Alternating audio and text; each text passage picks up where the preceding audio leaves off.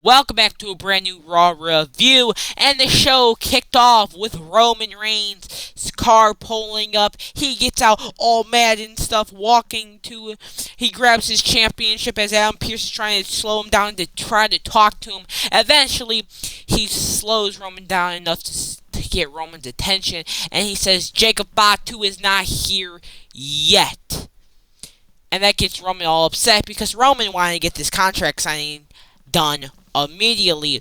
But he runs into an old rival and his old brother, Seth Rollins, and they look at each other in his face, teasing a future match in the future. I have no idea when this match is going to take place. And if it does happen, please happen at WrestleMania 43. And I don't want the World Heavyweight Championship online because I want Open Femi to have it at SummerSlam. Guy WWE decided to book this. Book it correctly. Anyway, Seth Rollins comes out and wah to the crowd. But before he even gets to the ring, he gets jumped by Braun Breaker, and Braun Breaker throws him to his steel steps. He gets punched on all over his stuff. Then does a gorilla press slam all over his head and drops him straight on the barricade. Of course, officials get out saying, "Hey, stop it," which doesn't really work because they get back on the ring and we see Seth Rollins get speared by Braun Breaker.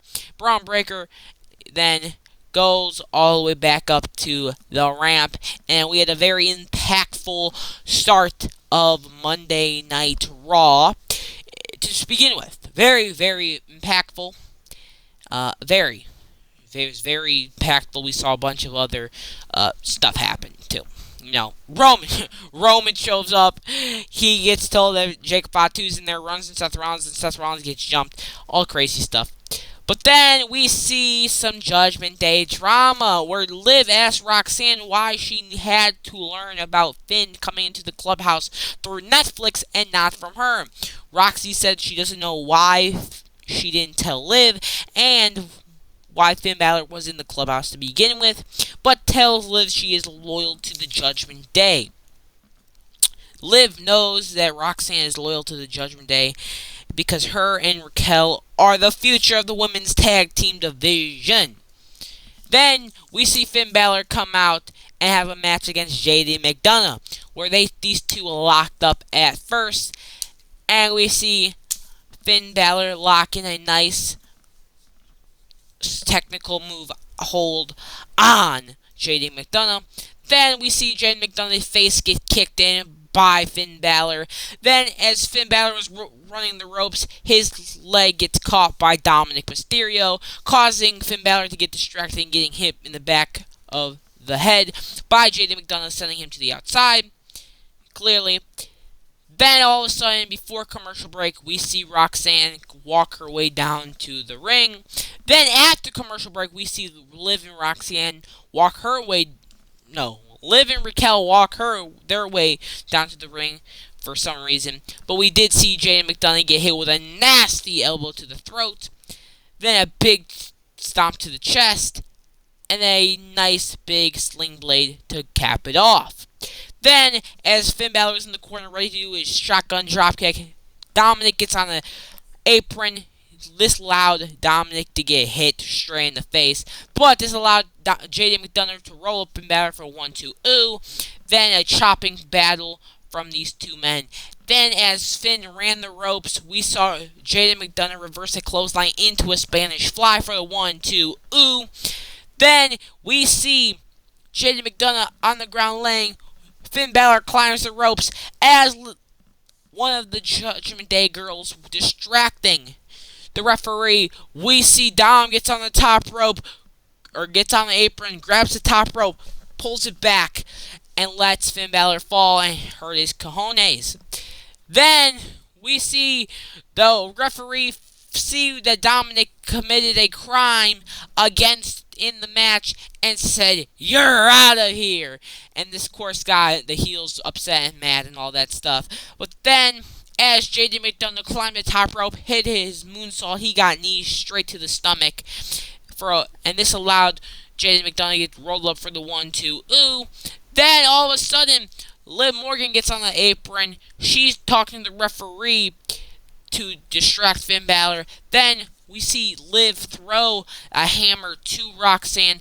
This allowed Finn Balor to hit Jaden McDonald with a shotgun dropkick, but then as he went to the ropes, he got hit with the hammer that Liv gave to Roxanne straight to the throat, and this allowed Jaden McDonald to hit a headbutt for the 1, 2, 3, and the Judgment, and Jaden McDonald wins the match. And Finn Balor is back, ladies and gentlemen. The terror of Finn Balor is no longer a thing anymore. Finn Balor is gone. It's all back to Finn Balor. Finn Balor is back on top. And even though that I have Raw reviews titled "The Finn Balor Push is Happening," because it was really, because he was going after the World Heavyweight Championship. But now he's just getting pinned on a weekly basis on an episode of Monday Night Raw, which I'm not surprised, but I am going to see this feud continue into the near future, but with Roxanne joining Finn, and possibly, I could see this, Raquel Rodriguez. Anyway, Logan Paul was mad about what Joe Hendry said last week, and he got all mad. Was like, I'm gonna beat him myself. I'm gonna tear Joe Hendry's head off. Oh my god. But then Paul Heyman said, whoa, let the pressure handle Joe Hendry. And that's exactly what he did. But not before we saw Penta come out for his tag team match with Ethan Page and Rusev and his teammate Javon Evans. But immediately we see the classic, the old rivals, Ethan Page and Javon Evans, heating up very away, with Javon using his flippy, athletic side of him to dodge Ethan Page's attacks, even hit a beautiful dropkick on his face. Then Ethan Page got hit with the Penta driver for 1, 2, ooh. Then Rusev got hit by Penta in the face, and this allowed Rusev to go sent straight into the turnbuckles. Then all of a sudden Ethan Page slams Penta straight into the turnbuckles. But then we see Ethan Page get hit with a super kick by Javon Evans. Then a big clothesline. Then as we see Ethan went for a clothesline, we see Javon jump down, kick back up, hit a nasty stunner. Then he hits Rusev through the bottom rope, hits a German on Ethan Page, then goes flying over the top rope onto Rusev, and hits a beautiful springboard clothesline onto Ethan Page. And after we come back from commercial break, we see Javon Evans go for a big moonsault. Ethan dodges, hits him in the face with a roundhouse kick straight to the side of the head, then a super kick, big boot, then a crazy corkscrew enziguri to Ethan Page. Then we see Penta get in here, hits Ethan with a DDT. Then we see Javon go flying once again onto Rusev. And then Javon puts Rusev on the table, climbs the ropes, was about to tease him jumping off onto Rusev, but Ethan Page pushes Javon Evans out. Ethan Page got hit with a super kick by Penta. Then Penta threw Ethan Page to the outside, went over up and onto the apron, but this allowed Ethan Page to pull the banner, letting Penta slip. And then this allowed Penta to get Uranagi straight on the announcer's table. They came back in the ring. We see Penta get hit with a Fisherman Buster from Ethan Page for the 1, 2, 3. And the All Rusev wins the match. So congratulations to Ethan Page and Rusev for winning the match. Anyway, we see Sol Ruka come out to sign her Raw contract, but she gets interrupted by the man Becky Lynch, and Becky Lynch grabs the microphone immediately and says this was supposed to be her time because of her win at WrestleMania, beating AJ Lee and then beating Io Trinetti, a match that Io wasn't even qualified for because she wasn't the Shawn Michaels. Then we see Sol Ruka asking if Becky was done, and Becky said, of course not, I have way more stuff to say. And she said that everything she heard about Becky is right. She is a rude, big-headed female dog. If you guys know what that word means, you guys know what the word means. And everyone is saying it. News, Sports Illustrated is saying it. New York Times is saying it. And this sent Becky off the rails. Becky complains to Adam Pearce saying, "Are you going to let her talk to me like that? Are you going to let me talk to me like that?" And asked the crowd if they're going to let her talk to her like that. And, of course, the crowd was like, "Yeah!" And, of course, we see Becky try to punch Sol Ruca straight in the jaw, but the Sol Ruca moves out the way, making Becky Lynch hit Adam Pearce straight in the face. And Adam Pearce got all mad and stuff, like, "Oh my god, oh, I'm so tired of you. Oh my god, I need a drink. I'm an alcoholic who takes my job way too seriously." And this allowed Sol Ruca to hit a snow snatcher on Becky Lynch, and letting Becky Lynch know that Sol Ruca is officially main roster ready and all that stuff. I'm so glad Sol Ruca is on the main roster, and it's kind of crazy that she never won the NXT Women's Championship. But hey, maybe she'll be like Charlotte Flair and, win it later down the line. Who really knows? Who really cares? But all I need to know is that Sol Ruca is on the main roster on Monday Night Raw. But she did get a new theme song.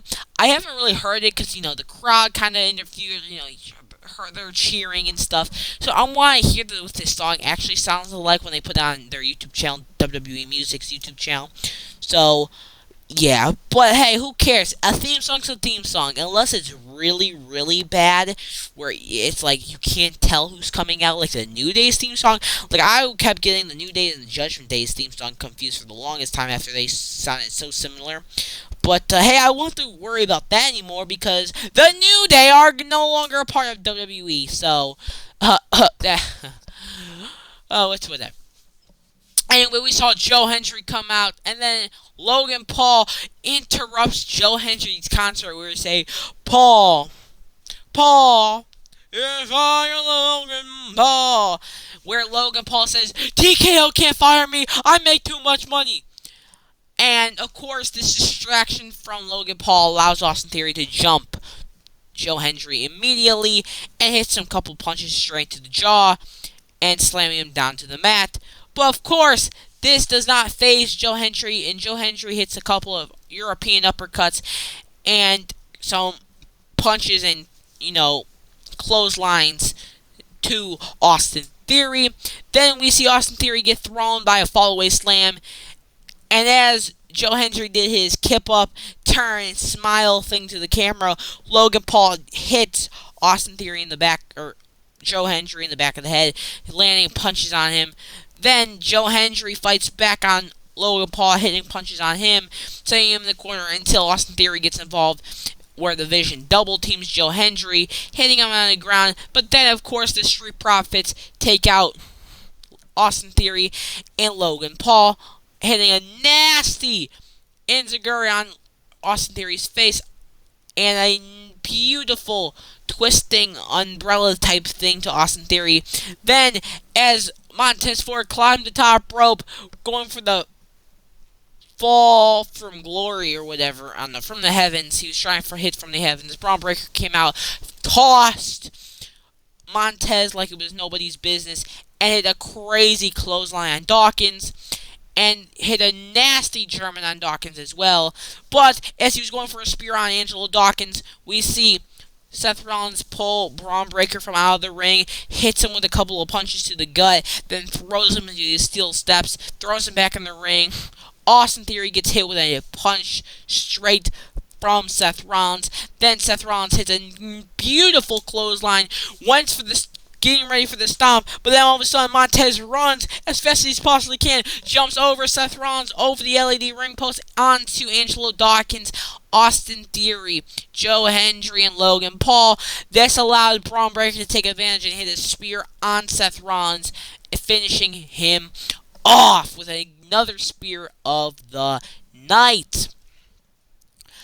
And then we see Oba for his Oba Family Open Challenge, and he says, let's see who opens the challenge, and the Alpha Academy music hit, and it was Tozawa. Tozawa was wearing a 100% pure Babe shirt, and we all know that if no one can mess with Tozawa, Tozawa is one of the most dominant people in the world. But then Tozawa realized he didn't want to hurt Obafemi and didn't want to hurt the rising upcoming star in Obafemi, so he decided to let Otis take it over. In this match, these two beasts locked up at first. Then they ran to a shoulder tackle, no one moved. Another shoulder tackle, no one moved. Another shoulder tackle, no one moved. Until out of nowhere, we see Otis run the ropes, Oba run the ropes, and Obafemi came out of nowhere hitting a nasty torpedo European uppercut.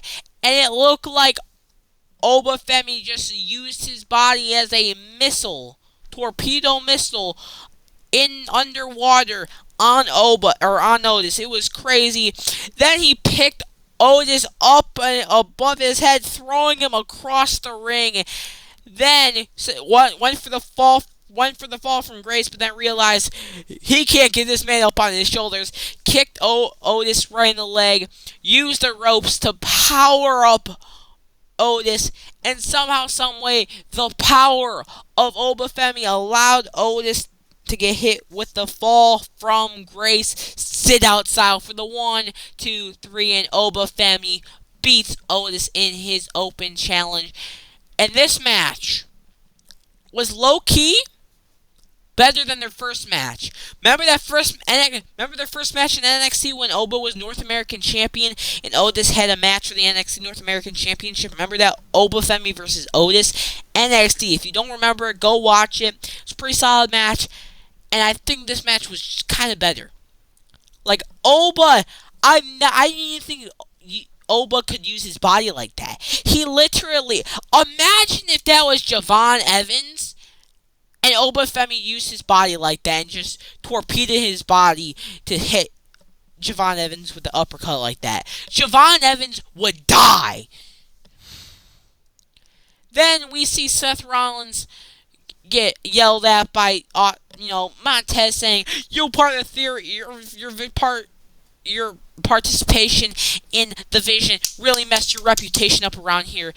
And Seth Rollins sounded like Trevor from GTA 5. Was like, "Hey, bro, I can't trust myself either. But we all have a common goal and take out the Vision. So you should help work with me." And honestly, if I was Montez, I would take in what Seth Rollins said into very good consideration, especially since all 4 men have one common goal and one common interest, and that is to destroy the Vision, or at least take something from the Vision. Like Seth Rollins, he wants Braun Breaker gone. Joe Hendry wants Logan Paul fired. The Street Profits, they want the tag team championships.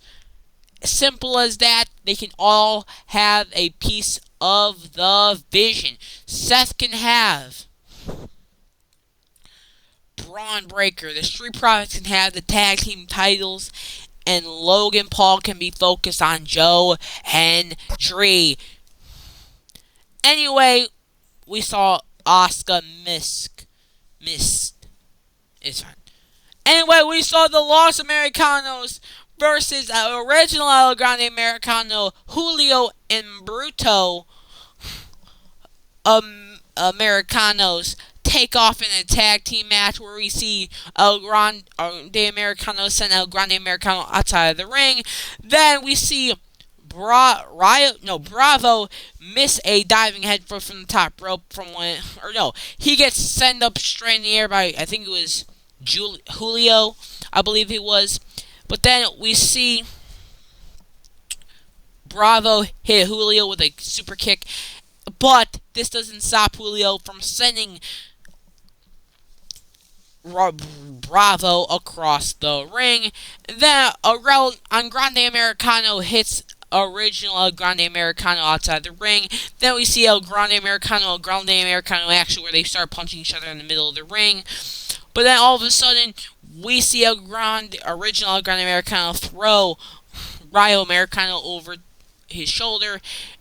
And then we saw El Grande Americano hit a Russian leg sweep on El Grande Americano. This allowed El Grande Americano to hit a arm drag, and as El Grande Americano hit El Grande Americano for a German suplex, Rayo and Bravo saved El Grande Americano, and this allowed El Grande Americano to hit Rayo and Bravo with a double German suplex. Then El Grande Americano hit a cannonball type move off the apron to El Grande Americano. Then El Grande Americano hit Bravo out of the way. Then as El Grande Americano was climbing the top ropes to hit a diving headbutt on Rayo. Rayo gets on the top rope, pushes El Grande Americano off the top rope. Then we see Julio hit a nasty super suplex onto Rayo Americano, and this allowed Brudo to hit a big moonsault onto Rayo Americano. But then we see El Grande Americano come in the ring, hit a nasty headbutt to Brudo, and then a nasty enziguri to Julio. Then the two El Grande Americanos hit a double headbutt collision, but this allowed Bravo to hit a big splash on original El Grande Americano. Then Bruto gets hit with a super kick by Rayo, and Julio decides to put Rayo down on the apron. Then Julio gets taken out by El Grande Americano with a kick straight to the face.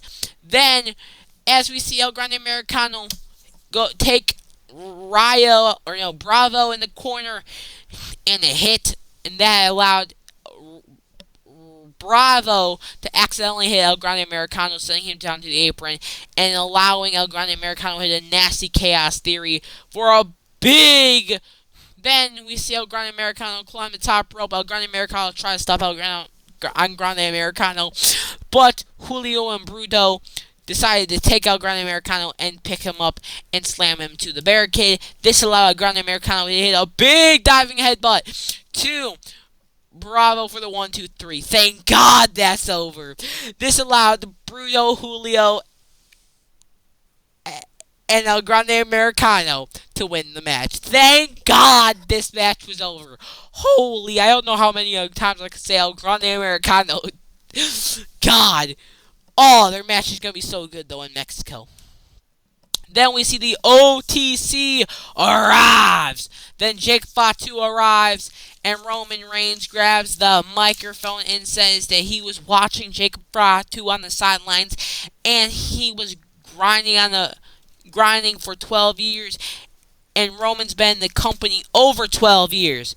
Roman said that the tongue and death grip is something that you only do in a bar fight when your back against the wall. Roman says that he brought in Solo, and Solo brought in Jacob, so Roman basically brought in Jacob, and Jacob has to respect Roman Reigns as his tribal chief.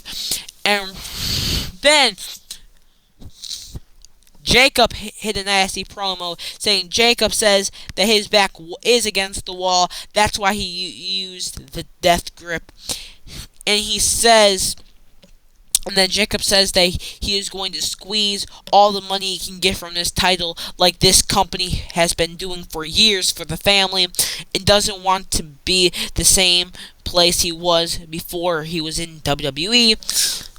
Then Roman Reigns says that Jacob Fatu should be respecting him because he is the tribal chief, and even though outside of WWE they share the same blood and they are equals, inside of WWE Jacob is below Roman, and this sent Jacob out, hitting a Tongan death grip, but Roman easily fights out, throwing him to the corner and picking up one of those office chairs, throwing it at Jacob Fatu, and Jacob Fatu locked in the Tongan death grip again after Roman tried to pick up the championship and hit it with Jacob, but Roman fought out, punching him in the side of the head multiple times.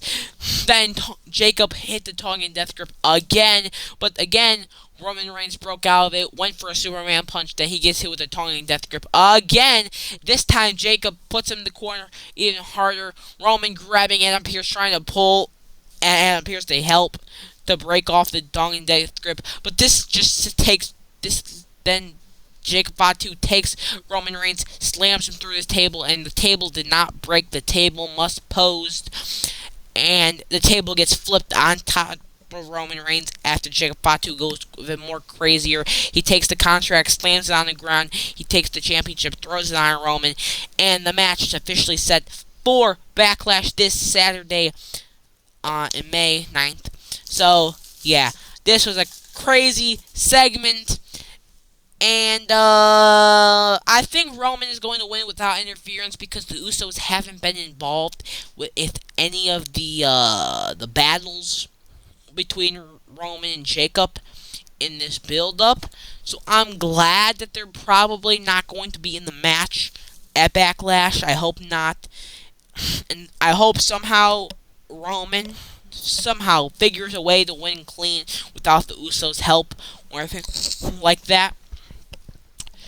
And I have a feeling that Roman is somehow going to win clean here and beat Jacob Fatu clean.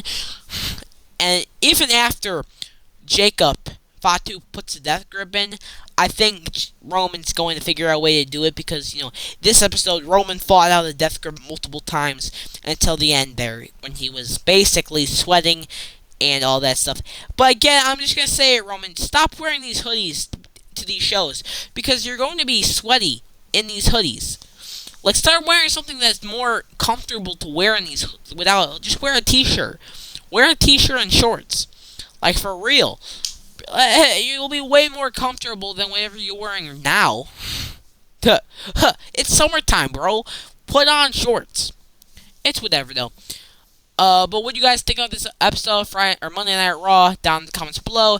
And I'll be for the rest of the day. See you tomorrow. Bye.